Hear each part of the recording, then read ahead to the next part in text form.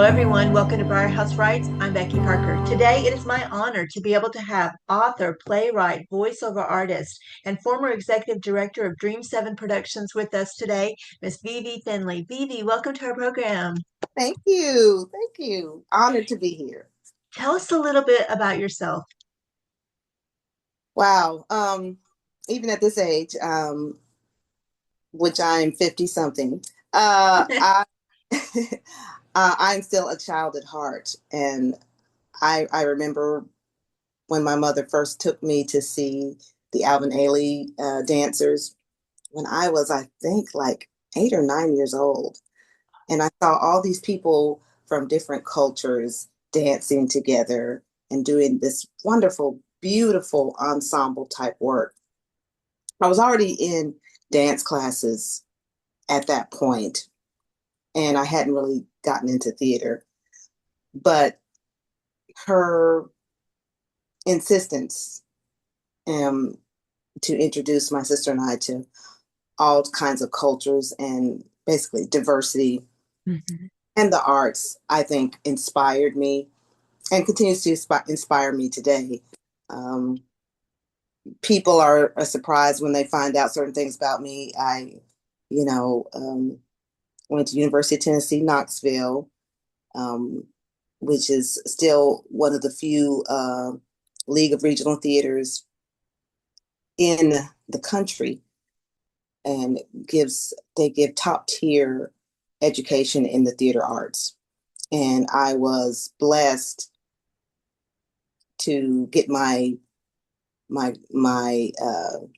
upper level, I say, education in theater there. My first education started in theater started when I did uh, competitions in speech and solo acting and things like that, extemporaneous speaking. Mhm. And that person, that mentor, her name is Betsy Mashburn. May she rest in peace. The auditorium at my high school, West High School, shout out, uh, is named after her. And I do notice now in my directing that I say things like her. How do you manage just being an actor, voiceover artist, playwright, and being a community activist concurrently? You're very busy. How do you keep it all, those acts all together? Well, like I said, it's tricky. Um, if I'm, if I, especially when I was executive director, it was quite tricky because you're trying to arts administration, which is the business, Mhm. the day to day, and writing this grant and turning in this paperwork to the state and getting all those kinds of things, making sure all of that is done. But then there's your mind wanting to be creative and create. So it's a challenge. Um, of course, the other thing is, as an administrator, yet an artist, you you have to also be mindful of at times, which at this point, I don't really care. I am who I am. Um, I'm not a mean person. I'm a nice person until you step over the line with me. I'm just like anybody. Everybody has their button. Right. But I used to be very mindful. I tend to tone down, like I said, posting on social media about social justice issues and politics. But I'm I'm grounded in that because I'm an African American female in the United States, where racism and lower pay for us, especially women, Mhm. still rampant. Um, but like I said, I still participate in marches, protests if I don't have to work. But my passion is directing, of course, and producing. Which something about me, I didn't initially want to do that. The first time I directed, other than taking directing in college, is I directed something back in 1991 for the Tennessee Black Miss Tennessee Black Miss Tennessee pageant, and I hated it, and I vowed to never do it. And I'm not sure. One thing that happened that tripped the script or the flip that tripped me into directing and producing is my son, my youngest, William Finley. became diagnosed as a type 1 diabetic. And I was more about caring for him. And I was still working with another arts organization. And I said, maybe I can just do some more behind the scenes things. And that's how I started to appreciate directing, producing, being able to be behind the scenes and help a production nurture and develop and grow. So like I said, if I were to divide all of these into a into a pie, um, if I'm given the choice, if they say, well, you can either direct this or you can be in it, I'm going to direct it and and direct and produce it. So 60% of that is directing and producing, and then playwriting would be, and writing would be 25%, where I would, if it needs to be done, and the rest is, like I said, 5% each, and the voiceovers, things like that. They're I kind do. of periphery. Yes, I do get asked still to be on stage occasionally, and I don't mind jumping in. And I always tell my actors in rehearsals, look, you got to bring it. I can portray any of these characters. I don't care, male or female. You got to bring it. And I do mean that, but I also would prefer to be behind the scenes now. And my job is to bring it to life and make it shine. And I don't mean behind the scenes where I'm not known who directed this, who produced this. I have done some ghost writing, and I will say I'm not going to be doing it anymore. And because I think ghost writing diminishes the art of writing for playwrights and authors, and you know whoever else is writing. I don't condone it anymore. So that's how I try to balance it. And Because a lot of people really struggle, Vee Vee, with organization. They just they have really good intentions for getting everything done, and then before they know it, nothing is done, and nothing is done with peace. And so the fact that you're able to organize and be able to prioritize is a really big deal, and especially for those burgeoning artists who are trying to get everything, all those juggling acts all together without all of them falling down. Well, tell correct. me about Dream 7 Productions. I know that's very dear to your heart. Yes. Well, first, let me shout out our website. It's www.dream7 number 7 productions.com. And my goodness, Dream 7 has been around nearly 30 years. 2026 will be 30 years, because our founding executive director, Michael L. Walker, um, first company was called One Thug Unlimited.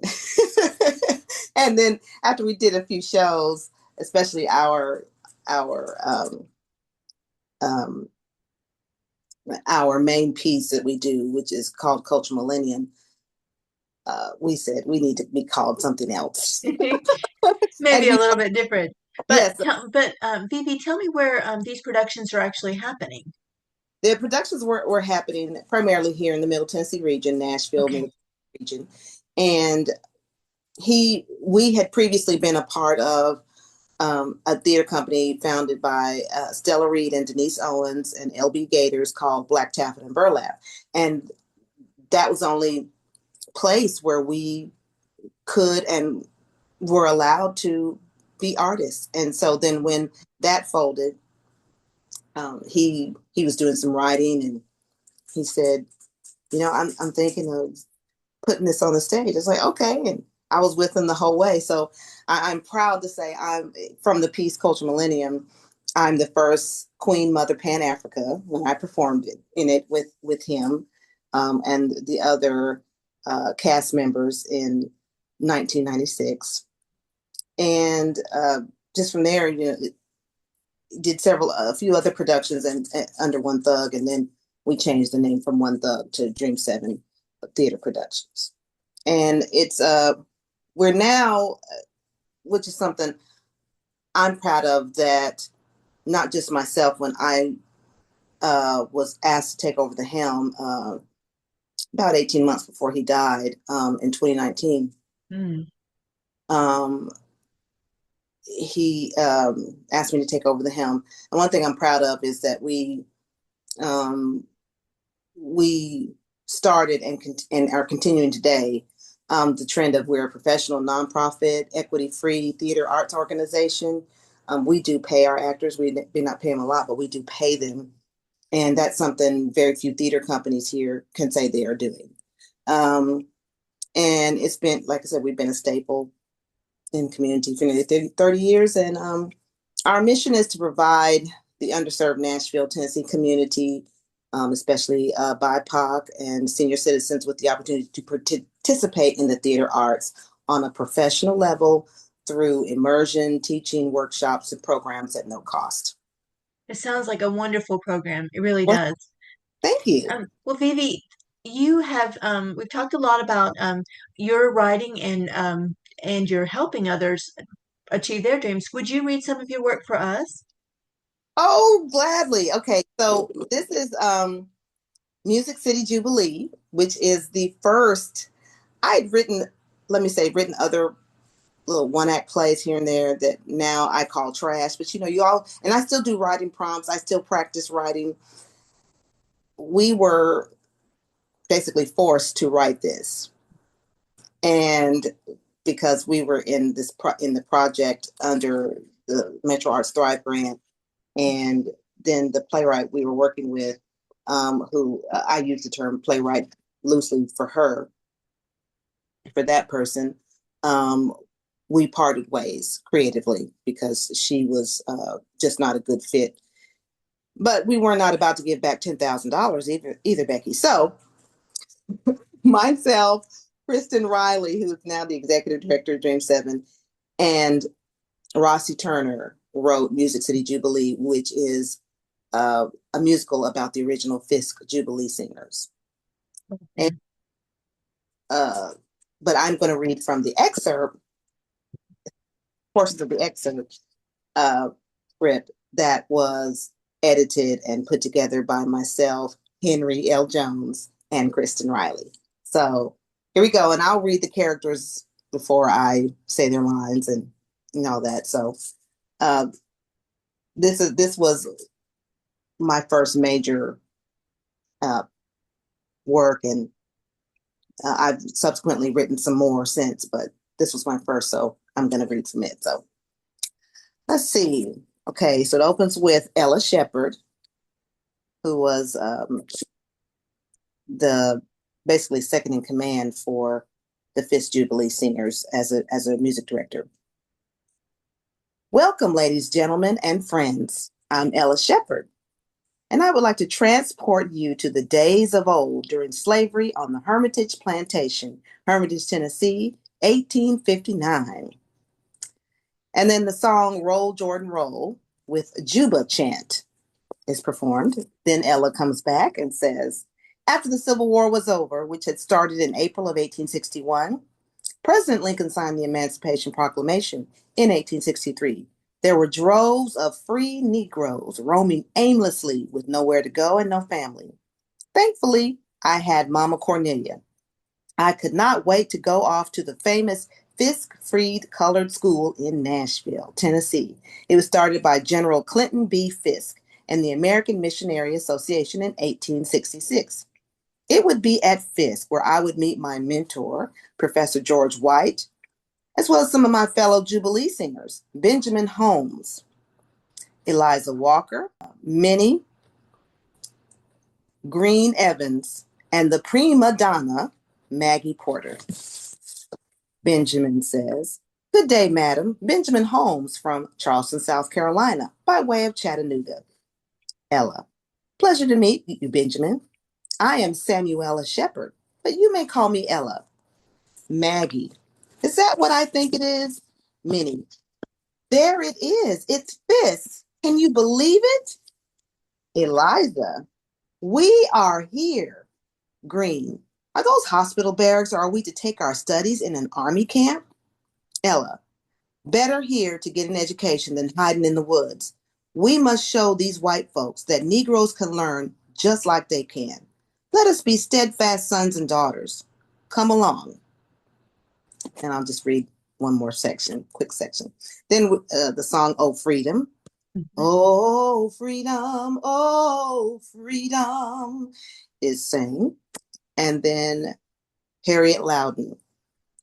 I believe this is the letter of which you have been waiting, Frederick, my love. Frederick Loudon. It is the letter, darling. It is from Fisk. Harriet, are you going to open it? Frederick, I am tired of all the discrimination that I have faced in this life due to the color of my skin.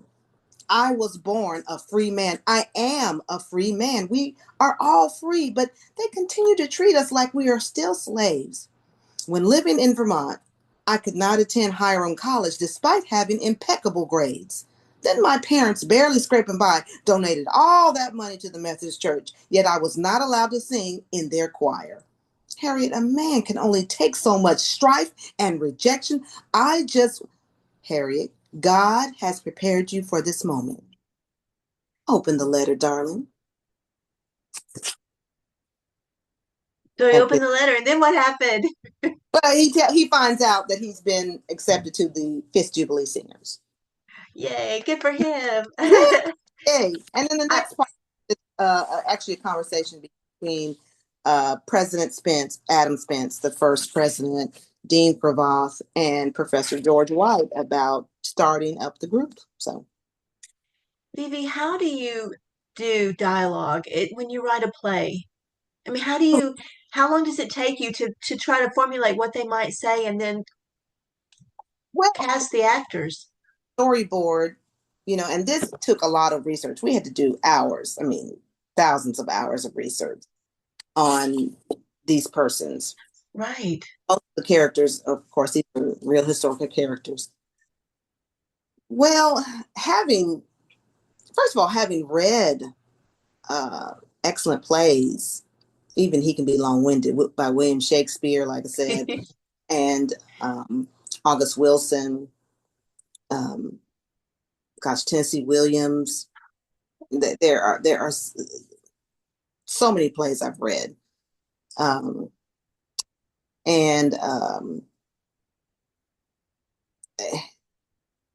I think the groundwork of having studied and practiced the craft Hmm. of acting is also, um, and having done it for so long, um, I think it instills in you what is good dialogue and what is not.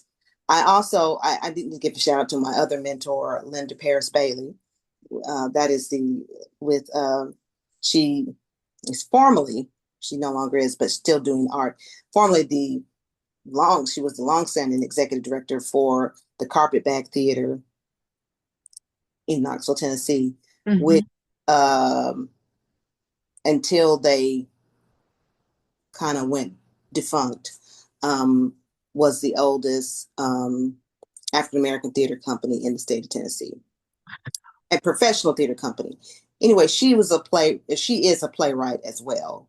And so I also learned from her. I asked her the same question. So how do you come up with this great dialogue? And she said, well, I just think about, the plays I've been in and the dialogue I liked, and and just try to figure out what sounds natural. And um, but since then I've also, you know, I guess done uh, some learning and education myself. I've read the book Playwriting 101. I do writing prompts in some groups still. And then you have readings, which we only able to have one reading for Music City Jubilee with the whole cast. And during that reading, we were doing some edits then because that's why you have a reading. It's because you want to hear how it sounds, and that's important. And so in terms of this, my learning was never rush that process because we'd be in rehearsal. I also had to direct this. We'd be in rehearsal and afterwards say something like, oh, that sounds awkward. That line doesn't sound right. Let's fix that. So we had to fix it right away. So And you're also giving like a historical narrative, so you really want to get that yes, verbiage correct. yes, Um, I, exactly. And the other thing is psychology. I sit back, some people perceive me as a very talkative person, but then other people, like where I worked, used to go, I didn't know you were here at work. You're so quiet. Because when you're quiet, you can hear things, you can observe things. And right. I sit back, even when I'm out and about with my sweetheart or family, loved ones, whatever. I'm always looking around and observing people's behavior, human behavior, listen, Hmm. talk, what they say, and that's how I think that's helped me store information to know how to create great dialogue. And present the characters, and even like the facial, the movements and the ticks and the Yeah, little telltale signs. yeah, yeah. Well, tell me about co-writing with your sister Julia, the book You Can't But Christmas. How Yes. was that like to collaborate and, divide up the task? But we had never truly we'd done writing, but we hadn't. She's more of a journaling type writer, and of course I was more of a creative writer. And by the way, we got the idea because I heard a news report that said scientifically, which won't surprise anyone, if there were really a Santa and he had a sleigh full of reindeer, because male reindeer lose their antlers like in the spring and summer months, that more than likely the reindeer who would be carrying Mr. Fat Man, Santa Claus himself, would be female reindeer because they were stronger. They keep their antlers. Um, and so I was like, huh. So got this idea. My sister and I kept talking about it, so we decided to write this children's book. Uh, I was more the researcher about the culture because we decided to put it in Lapland, which is where people think Santa Claus lives. But there is really a Lapland. Lapland is in the Scandinavian region, Norway, Sweden, Finland. Hmm. I mean, like actually more at the center point of those countries. And so I studied about the region's culture, their festivals, their language, um, and just to infuse it into the story. But my sister, as a technical writer, she was more into making sure, for example, that the prose we wrote flowed and the punctuation was correct. And so that's kind of how we divided up. But when we divided up, the task, but when we wrote over the phone or like FaceTime or Zoom, and we're typing away, and writing it together. Some people who've read it have had a professor friend of mine read it and a professor friend of hers read it before we actually published it, say that, well, one of them asked, who did the majority of the writing? And my sister and I were like, well, what do you mean? We did. They're like, but You did it together. it sounds like one voice because they Wow. oftentimes with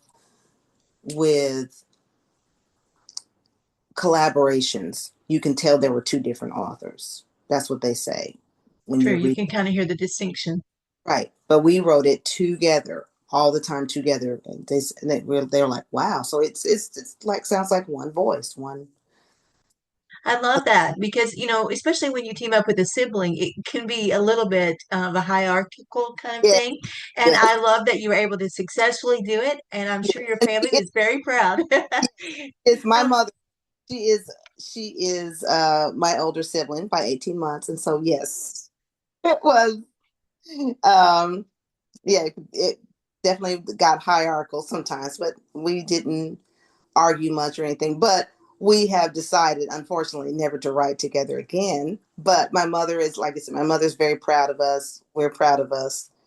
It took us some years to do. We had, of course, life challenges before getting it done. And we were actually in the process of doing a bigger launch of it back in 2021, and unfortunately, our publisher died Oh unexpectedly. no. We've we've kind of we've kind of been floating around. Well, you know Um, what? I bet you'll land somewhere. Um, thank Vivi, you. tell me about what advice would you give an aspiring actor?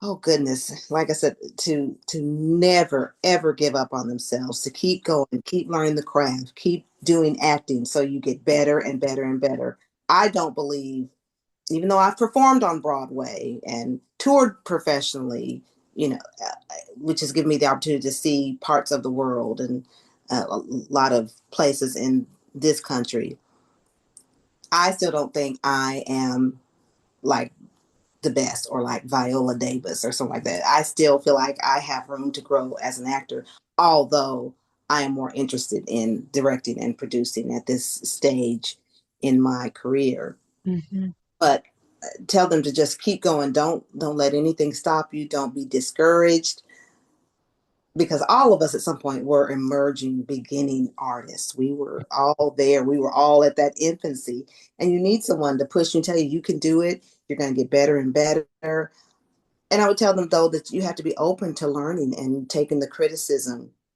good and not so good, so you can improve. So to maybe get a good armor.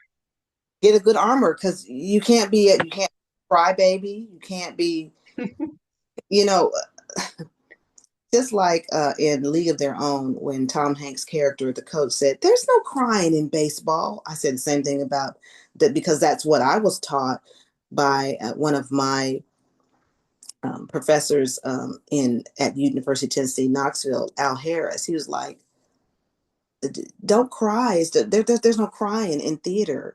You have to have tough skin. You have to be able to take the good, the bad, and the ugly.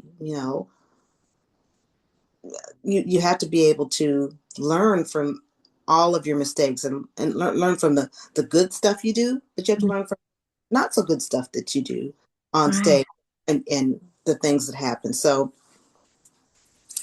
that's my foundation upbringing in terms of being a theater artist, and that you just can't be like, oh well, you don't have to yell at somebody, but when you're giving them feedback. But I'm astounded when giving feedback, people say, well, that was mean. No, what I said was, you're upstaging yourself. I need for you to do this way. Hmm. I wasn't mean when I said it. I'm not, so I'm not sure what's happening in terms of how um, emerging artists, like even on the educational level, are being taught and not being taught that, hey, you have to have a tough skin for this industry, and you can't. The people who make it to, on some level, like Viola Davis, she went to, uh, Juilliard and all that stuff. Obviously, you can't be thinking about going to Juilliard and Yale School of Drama if you don't have a tough skin, because they're going to work you. I know I knew I was getting, oh my goodness, an excellent education at University of Tennessee, Knoxville.